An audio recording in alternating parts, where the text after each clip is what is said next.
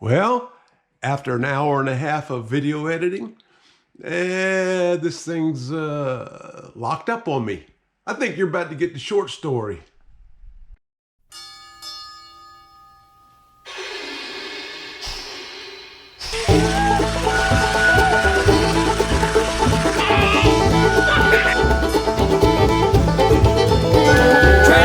Train, 16 coaches long.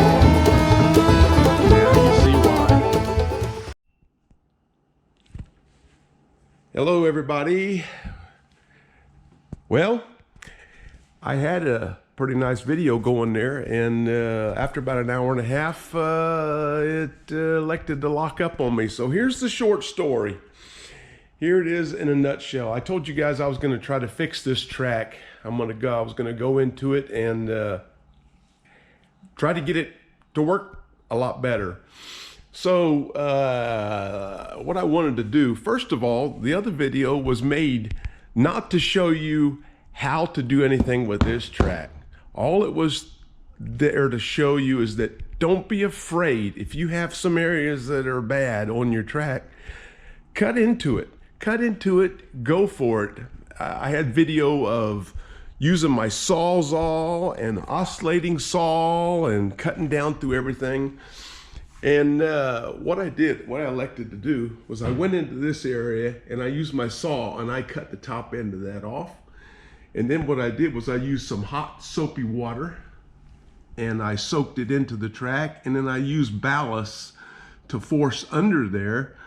And then I basically just glued it back down, and with the level in place, this section of track worked 90% better, because this S-turn going into this bridge is a problem. It's a flaw in design. Even some of the other Grand Valley people think the same thing. This is a design flaw, okay? It works a lot better. I had video of it working fine, and it goes into the bridge. So then I jumped down to this area, and I used the saw also to gain access to the side of the track. As you can see, everything's brand new. That's because I cut everything out from here to here and basically had to use my Sculptamold to reshape these risers to get a proper angle from there to here. It was right about there, and then it made a dramatic V.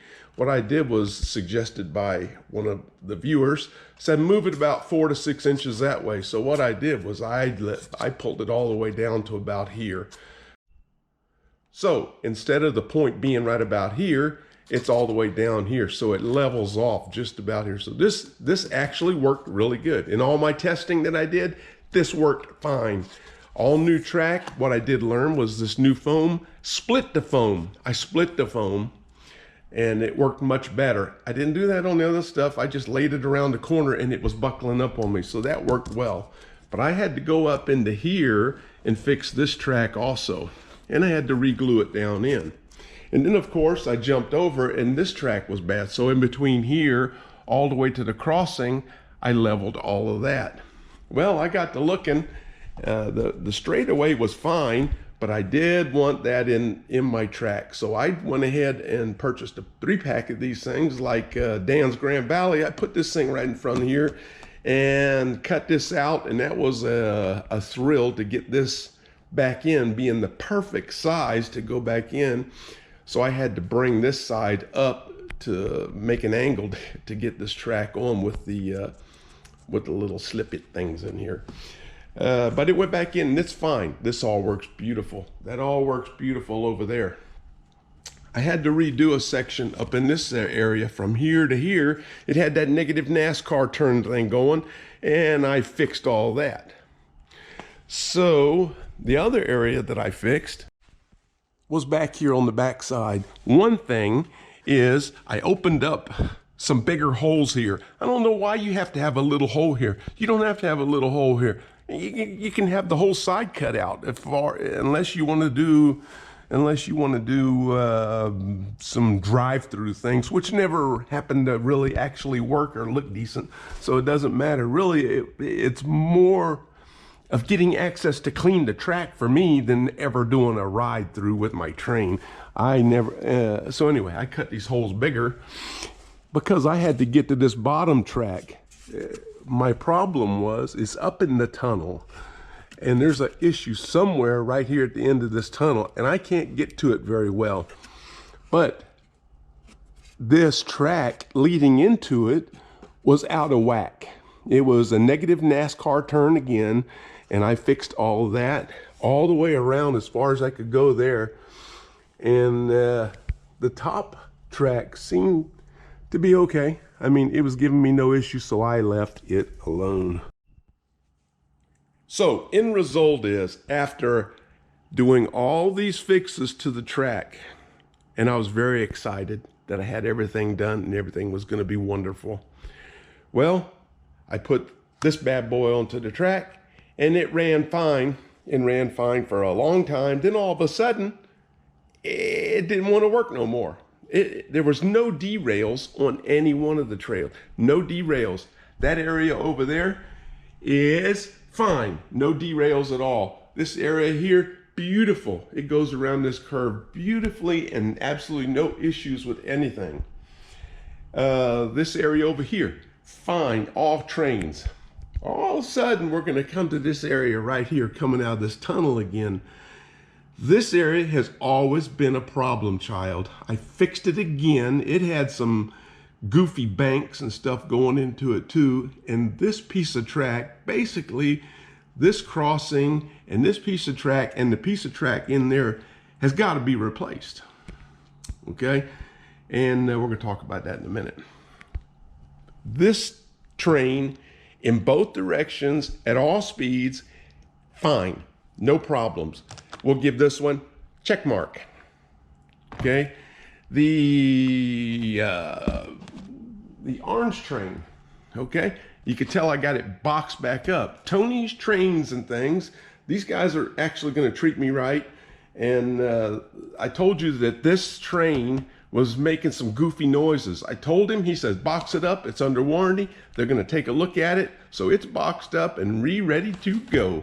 So that brings me to the steam engine, the steamer. Well, this is gonna be my standard. This is my problem child. All the diesels run on this track perfectly. This thing, however, this is the problem child. So this is going to be my standard for whether the track is perfect and running to my satisfaction or not. Because if this will run and it won't give you no troubles, these other trains will run perfectly. So I boxed this bad boy up, and back about 2 years ago, I bought this thing from Tony's Trains and Things, and it's a capacitor go lively or whatever it is, and I'm going to go ahead and have him put that on there. Now, that's a fix. That's a fix for a bad track. That ain't this. If your track's bad or got bad spot in it, like this thing is inherently a problem. This thing is inherently a problem. These things need to go. This is your fix. So it's $80 plus your shipping plus $45 for your little go thing. And you can fix you can make your trains work on a bad track or a bad track design. Okay? This train would run clockwise only to here and would derail every time. There's something in this track from just up inside the tunnel to right here it doesn't like. I've tweaked it. I've spent hours tweaking and cleaning and whatever else I could do to this piece of track. It isn't gonna go up this track without derailing. So I turn the train around counterclockwise and I go, and it runs perfect through that whole area. Now we have a problem where it goes, when it's coming counterclockwise, it goes around this curve. It doesn't like this, and it doesn't like this. So it shuts off right about here, and inertia carries it a little bit farther. Then it hits here and hits them two little plastic pieces with the front wheels, and it shuts off again. Inertia carries a little bit more, so it's a stuttering mess. That's why I'm going to go ahead and have this done.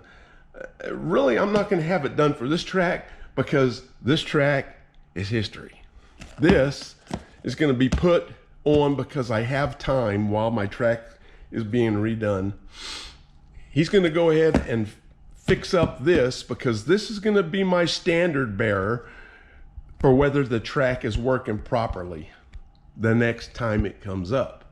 He's going to go ahead and replace and fix this, and I will have the proper trains at the get-go prior to finishing any more of this track. Big news on this track. Big news, big news. I've elected, stand by. Okay, I've elected to tear this track apart. In doing all my testing with this track here, I know how to do this. I know how to protect my track. It runs beautifully through this new section. And since I did this correctly, and I didn't solder these things together, and they're not all jam angled, then I took care and I knew what to look for. Take care of the track. Take care of the track. That's what I'm gonna do. But the only way that I can get all this track up is, and a redesign on this track, is I gotta cut. I'm just basically gonna take it back down to the risers. And yep, I'm gonna start disassembling all my trees. You can see a lot of my stuff is already off here. I'm basically gonna cut the top off of this, and then I'm gonna pull all the track off, and then I'm gonna redo the track and redesign the track using some ideas that I've heard from other Grand Valley guys. One of the things is gonna be, I'm gonna straighten this out right here. This is gonna be straightened out. So I'm gonna buy another whole track pack, and then I'm gonna buy whatever other track that I need. This is gonna be straightened out, okay, on the back side. I'm probably gonna do the plus on this, and I'm gonna add either 4 or 6 inches on the back side. I'm gonna add 4 to 6 inches on the side. I'm probably gonna add 8 to 10 inches on the front for a yard up front, and I'm going to add 4 to 6 inches on the other side. But this whole top is coming off. You know, another thing I never really understood, and I tried to measure it out, and the best I could figure out is about 25% of your railway is, you can't see it. It's up in this big mountain right here. Yeah, the mountain's cool. It's cool and all, but when your train's up in there, you don't see nothing. So now you got a diorama. So I'm gonna limit these tunnels. When I redo this next time, it's gonna be limited tunnels, and there's gonna be more of driving on cliffs with these things. This right here, this baby is gone. So I've tried to think it out of how I'm gonna do it, and basically it's just gonna be with risers. I'm gonna bring it around, and it's gonna cross over this area, and there'll be a bridge across this track. I personally am not gonna put this back on to go to an industry area again, so this is gonna be gone. And this is not gonna be an industry area anymore. The industry area is gonna be up here in the yard area. Industry up here, and this is just gonna be scenery stuff. So again, I'm gonna make the crossing here a crossing, get rid of this. This is gone, and I'm gonna pull the tunnels all the way back up as little as possible. There ain't gonna be a whole lot of not seeing the train on here. There'll be a little bit in the tunnel, but I guarantee you that I'll be able to put my hand in here and clean the track. I will be able to reach everything very simply and easy. Let me tell you, this area right here is the worst area on this track, and you can't get to it easily. You can get to it, but you can't get to it easily. That area won't exist no more. It'll be gone. The other thing that may be pie in the sky for me, but I'm gonna do the plus. I'm gonna do the Grand Valley Plus. It's gonna have the extra track that runs around the outside, and it'll go through a yard. It'll have a pass-through track, and it'll also have a little bit of a yard. But on the back side here, this track and my new track will go through this area, and they will go together across a double bridge that's here. And I've been looking up some wooden trestles and stuff, and I'm liable to make one. You know, the thing is I'm gonna get it working all with risers first, and there ain't gonna be one piece of greenery or dirt or sand or ballast or anything done on this track until this thing runs perfectly. And then I'll think about some of the design of the rest of it. But I'm gonna fix some of these areas to begin with. Okay, don't want to get real long. This is probably the last video you'll see of this track. I may take some video, if you want to see it, of me destructing this thing down and cutting it down and how I did it. Let me know in the comments down here, and I will consider showing you the cut up method and pulling it apart. You know, I could salvage a lot of stuff off of this. I'm gonna salvage all my boulders and rocks and trees. But really, I abused this track. I really abused this track. And then doing the double ballast thing and trying to clean the old ballast off and trying to get just a color in there to make it look better. In all of that, and the harsh cleaners and the things trying to get it to look better, I've destroyed this track.